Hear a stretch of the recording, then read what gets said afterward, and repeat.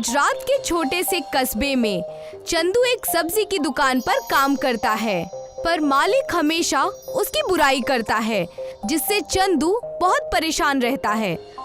दिन भर पड़ा रहता है, नालायक कहीं का। कुछ काम धंधा तो करता है नहीं, बस मुफ्त की रोटियां तोड़ता है। नहीं मालिक, ऐसी बात नहीं है, मैं तो मन लगाकर मेहनत करता हूँ। अच्छा, जरा मुझे भी तो बता कि क्या मेहनत करता है तू? मालिक, मैं सुबह उठकर सबसे पहले मंडी जाकर ट्रक वाले से सब्जियां लेकर आता हूँ, फिर गोदाम में उन सब्जियों को साफ करता हूँ और अलग अलग करके ठेले पर लगाता हूँ। उसके बाद मैं ठेला लेकर पूरे इलाके में सब्जियां बेचने के लिए घूमता हूँ। घूमने से क्या होता है, सब्जी भी तो बिकनी चाहिए ना। वही काम तो करता हूँ मालिक, अगर सब्जियां नहीं बिकती तो ठेला खाली कैसे हो जाता है। काम दो पैसे का करता नहीं और जुबान चलाने को बोलो तो कैंची से भी तेज जुबान चलती है तुम्हारी। मैंने तो आपको वही बताया जो आपने पूछा। ठीक है, अब जाओ यहाँ से और अपना ठेला संभालो, नहीं तो आवारा जानवर सारी सब्जियां खा लेंगे और अगर ऐसा हुआ तो तुम्हारी इस महीने की तनख्वाह नहीं मिलेगी, समझे? चंदू कुछ नहीं कहता और चुपचाप वहाँ से चला जाता है। चंदू अपना ठेला लेता है और बिना नाश्ता किए ही सब्जियां बेचने के लिए निकल पड़ता है। सब्जियां ले लो, ताजी ताजी सब्जियां ले लो। ममता और सुनीता दोनों एक एक थैला लेकर चंदू से सब्जियां खरीदने के लिए घर से नीचे उतरती हैं। नमस्ते दीदी, कैसी हैं आप? मैं ठीक हूँ चंदू, तुम कैसे हो? अब क्या बताओ दीदी, मालिक हर बात पर डांटने लगते हैं।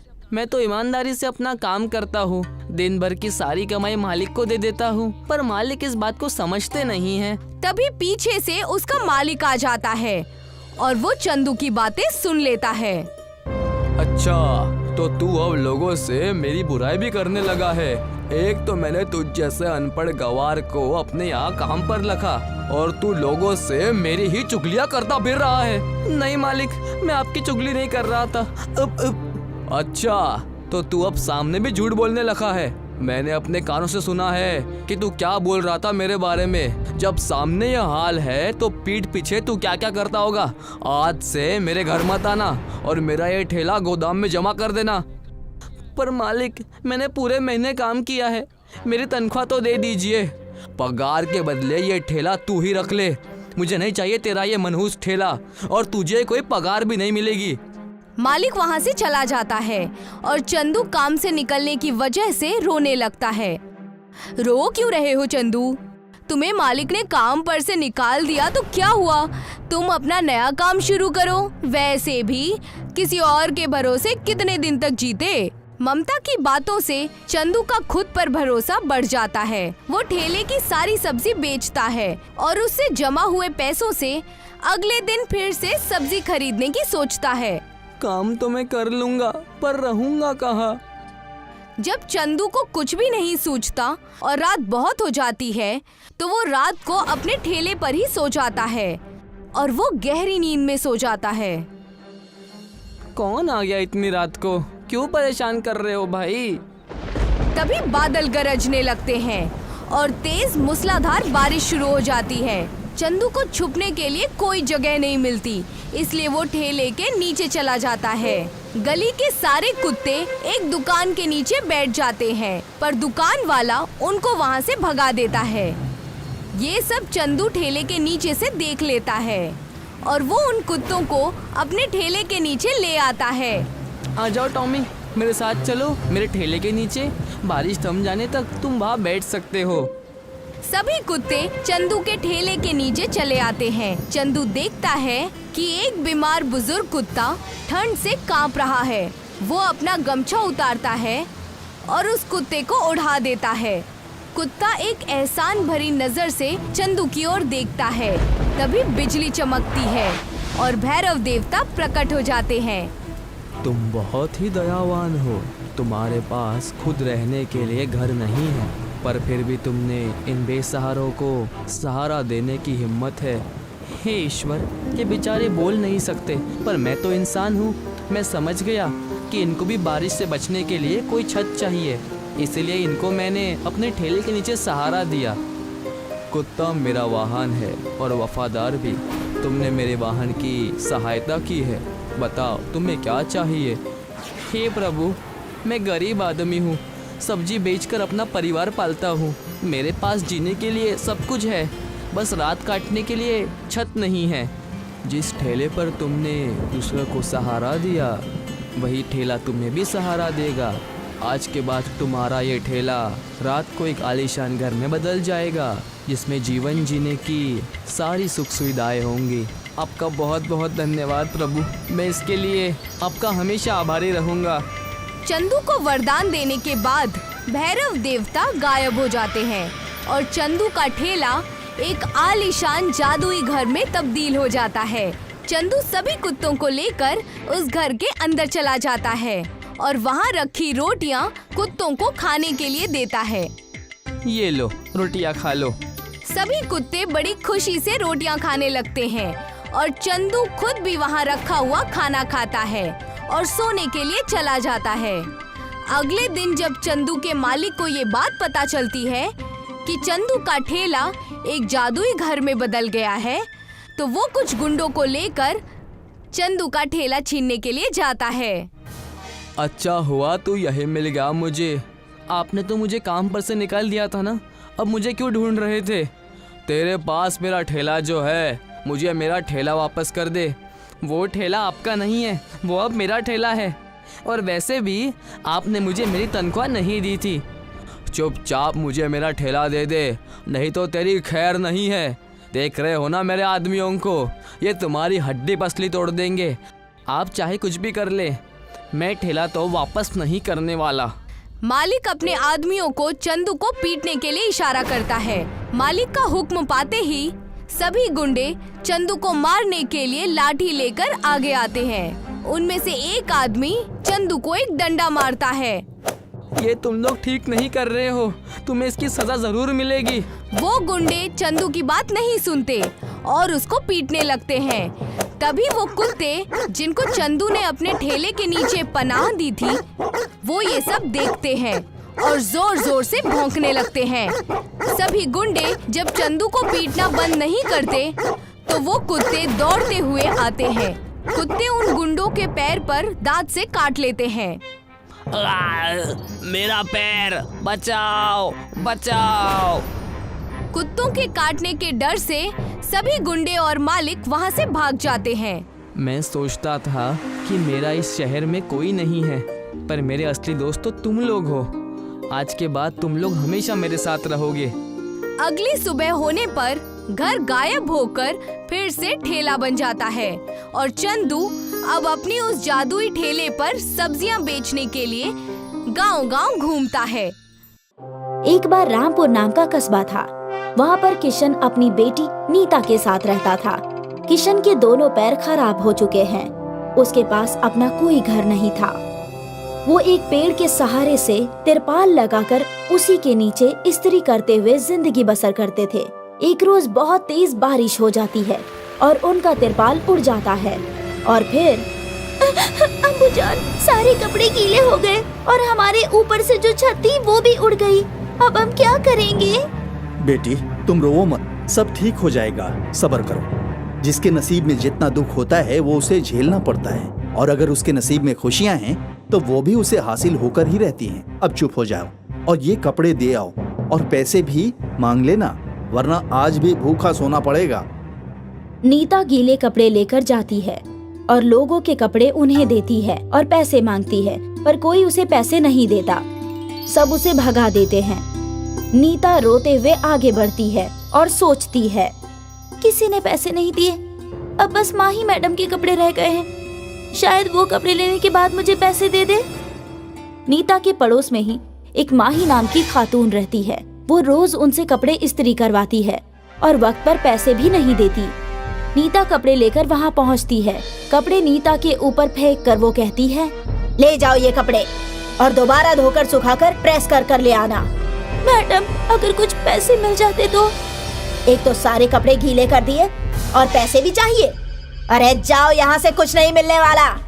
नीता रोते हुए जंगल में पहुँच जाती है। वहाँ पर एक दरिया के किनारे बैठकर रोने लगती है और कहती है, अब मैं क्या करूँ? किसी ने पैसे नहीं दिए, घर में खाने को भी कुछ नहीं है। अब अब्बू जान से मैं क्या कहूँगी? हे ऊपर वाले, अब तू ही मदद कर हमारी। नीता कुछ देर वहीं बैठी रहती है और वहाँ रखे रेत से एक छोटा सा घर बनाकर कहती है, ऊपर वाले ने सच में तो घर दिया नहीं, तो रेत का ही घर बना लेती हूँ। तभी नीता की नजर दरिया के बाहर एक मछली पर पड़ती है। मछली तड़प रही थी। नीता उसे उठाकर वापस दरिया में डाल देती है। तभी एक रोशनी चमकती है और सामने एक परी खड़ी होती है। बेटी, तुमने मेरी मदद कर मुझे बददुआ से आजाद कर दिया। मैं एक परी थी, बददुआ की वजह से मैं मछली बन गई थी। मैं तुम्हें कुछ देना चाहती हूँ। अगर तुम्हें कुछ चाहिए तो तुम मांग सकती हो। बताओ तुम्हें क्या चाहिए? मेरे पास घर नहीं है, मुझे एक घर चाहिए। परी ने नीता को वहाँ रेत का घर बनाते हुए देख लिया था।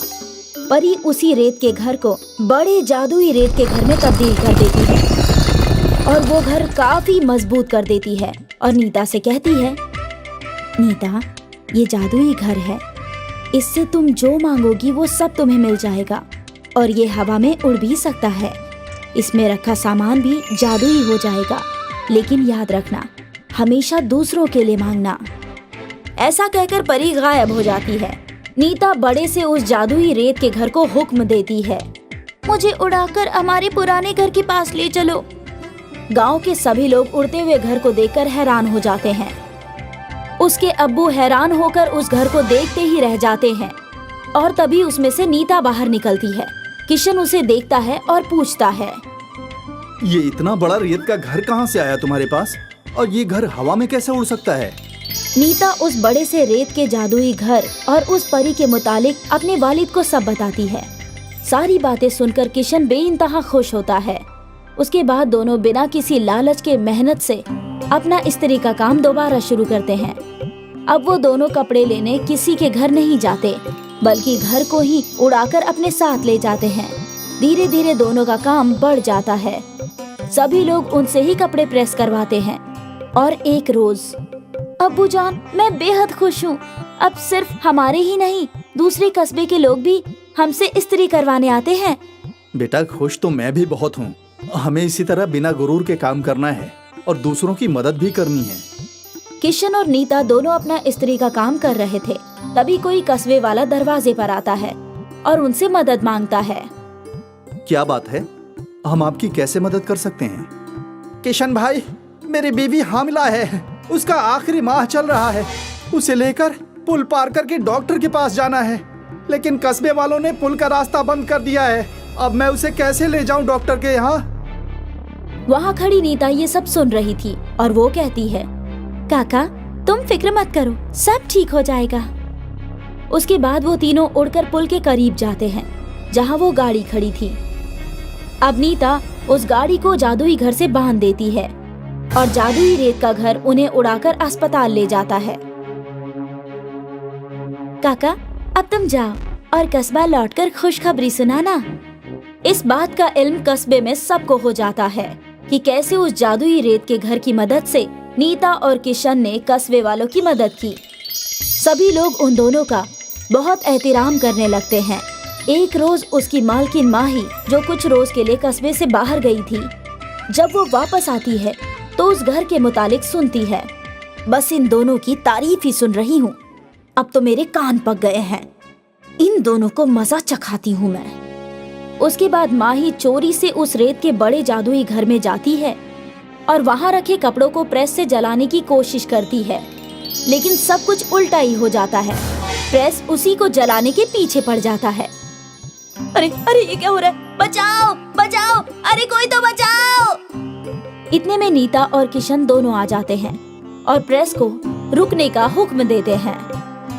मुझे माफ कर दो, मैंने हमेशा तुम दोनों के साथ गलत किया और आज भी हसद से तुम्हारे सारे कपड़े जलाने आई थी, लेकिन तुम इतनी नेक दिल हो कि तुमने मेरी जान बचा ली। मालकिन, आपको आपकी गलती का एहसास हो गया, यही बहुत है। हमें हमेशा दूसरों की मदद करनी चाहिए, ना कि उन्हें सताना चाहिए। वैसे भी मेरे अब्बू जान कहते हैं, हमारे नसीब की खुशियाँ हमें मिलकर ही रहती है, उसे कोई चुरा नहीं सकता। दोनों बाप बेटी एक दूसरे के गले लगते हैं और इसी तरह बिना किसी लालच के दूसरों की मदद करते हैं और उस रेत के बड़े जादुई घर में रहते हैं। एक बार रामपुर नाम का कस्बा था। वहाँ पर किशन अपनी बेटी नीता के साथ रहता था। किशन के दोनों पैर खराब हो चुके हैं। उसके पास अपना कोई घर नहीं था। वो एक पेड़ के सहारे से तिरपाल लगाकर उसी के नीचे इस्त्री करते हुए जिंदगी बसर करते थे। एक रोज बहुत तेज बारिश हो जाती है और उनका तिरपाल उड़ जाता है और फिर अम्बुजान, सारे कपड़े गीले हो गए और हमारे ऊपर से जो छत थी वो भी उड़ गई। अब हम क्या करेंगे? बेटी तुम रोवो मत, सब ठीक हो जाएगा, सब्र करो। जिसके नसीब में जितना दुख होता है वो उसे झेलना पड़ता है, और अगर उसके नसीब में खुशियां हैं तो वो भी उसे हासिल होकर ही रहती हैं। अब चुप हो जाओ और ये कपड़े दे आओ और पैसे भी मांग लेना, वरना आज भी भूखा सोना पड़ेगा। नीता गीले कपड़े लेकर जाती है और लोगों के कपड़े उन्हें देती है और पैसे मांगती है, पर कोई उसे पैसे नहीं देता। सब उसे भगा देते हैं। नीता रोते हुए आगे बढ़ती है और सोचती है, किसी ने पैसे नहीं दिए, अब बस माही मैडम के कपड़े रह गए हैं। शायद वो कपड़े लेने के बाद मुझे पैसे दे दे। नीता के पड़ोस में ही एक माही नाम की खातून रहती है। वो रोज उनसे कपड़े इस्त्री करवाती है और वक्त पर पैसे भी नहीं देती। नीता कपड़े लेकर वहाँ पहुँचती है। कपड़े नीता के ऊपर फेंक कर वो कहती है, ले जाओ ये कपड़े और दोबारा धोकर सुखाकर प्रेस कर ले आना। मैडम, अगर कुछ पैसे मिल जाते तो। एक तो सारे कपड़े गीले कर दिए और पैसे भी चाहिए। अरे जाओ यहाँ से, कुछ नहीं मिलने वाला। नीता रोते हुए जंगल में पहुँच जाती है। वहाँ पर एक दरिया के किनारे बैठकर रोने लगती है और कहती है, अब मैं क्या करूँ? किसी ने पैसे नहीं दिए, घर में खाने को भी कुछ नहीं है। अब अब्बू जान से मैं क्या कहूँगी? हे ऊपर वाले, अब तू ही मदद कर हमारी। नीता कुछ देर वहीं बैठी रहती है और वहाँ रखे रेत से एक छोटा सा घर बनाकर कहती है, ऊपर वाले ने सच में तो घर दिया नहीं, तो रेत का ही घर बना लेती हूँ। तभी नीता की नजर दरिया के बाहर एक मछली पर पड़ती है। मछली तड़प रही थी। नीता उसे उठाकर वापस दरिया में डाल देती है। तभी एक रोशनी चमकती है और सामने एक परी खड़ी होती है। बेटी, तुमने मेरी मदद कर मुझे बददुआ से आजाद कर दिया। मैं एक परी थी, बददुआ की वजह से मैं मछली बन गई थी। मैं तुम्हें कुछ देना चाहती हूँ। अगर तुम्हें कुछ चाहिए तो तुम मांग सकती हो। बताओ तुम्हें क्या चाहिए? मेरे पास घर नहीं है, मुझे एक घर चाहिए। परी ने नीता को वहाँ रेत का घर बनाते हुए देख लिया था।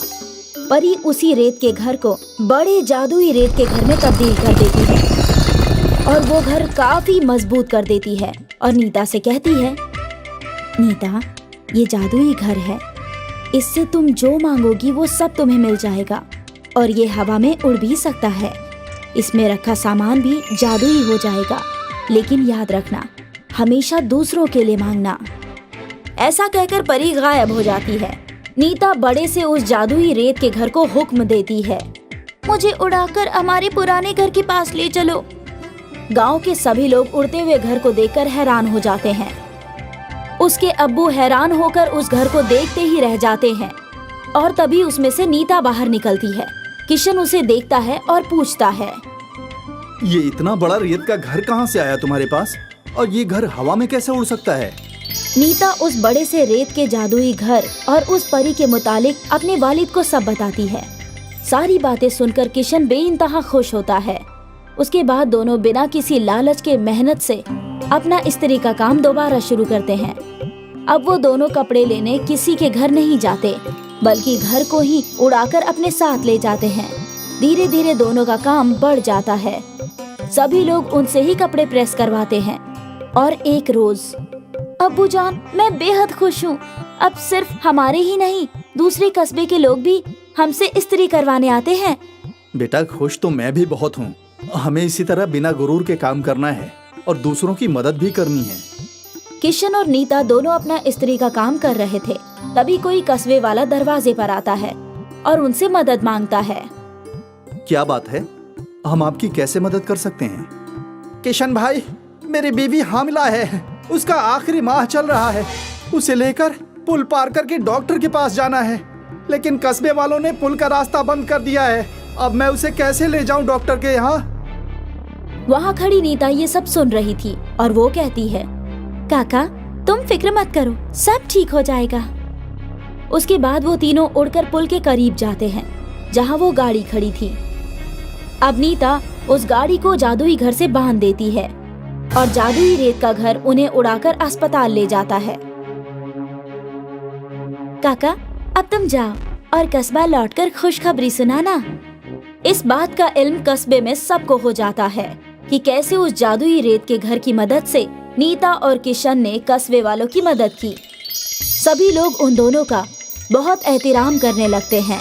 एक रोज उसकी मालकिन माही, जो कुछ रोज के लिए कस्बे से बाहर गई थी, जब वो वापस आती है तो उस घर के मुतालिक सुनती है, बस इन दोनों की तारीफ ही सुन रही हूँ, अब तो मेरे कान पक गए हैं, इन दोनों को मजा चखाती हूँ मैं। उसके बाद माही चोरी से उस रेत के बड़े जादुई घर में जाती है और वहाँ रखे कपड़ों को प्रेस से जलाने की कोशिश करती है, लेकिन सब कुछ उल्टा ही हो जाता है। प्रेस उसी को जलाने के पीछे पड़ जाता है। अरे अरे ये क्या हो रहा है? बचाओ बचाओ, अरे कोई तो बचाओ। इतने में नीता और किशन दोनों आ जाते हैं और प्रेस को रुकने का हुक्म देते हैं। मुझे माफ कर दो, मैंने हमेशा तुम दोनों के साथ गलत किया और आज भी हसद से तुम्हारे सारे कपड़े जलाने आई थी, लेकिन तुम इतनी नेक दिल हो कि तुमने मेरी जान बचा ली। मालकिन, आपको आपकी गलती का एहसास हो गया, यही बहुत है। हमें हमेशा दूसरों की मदद करनी चाहिए, ना कि उन्हें सताना चाहिए। वैसे भी मेरे अब्बू जान कहते हैं, हमारे नसीब की खुशियाँ हमें मिलकर ही रहती है, उसे कोई चुरा नहीं सकता। दोनों बाप बेटी एक दूसरे के गले लगते हैं और इसी तरह बिना किसी लालच के दूसरों की मदद करते हैं और उस रेत के बड़े जादुई घर में रहते हैं।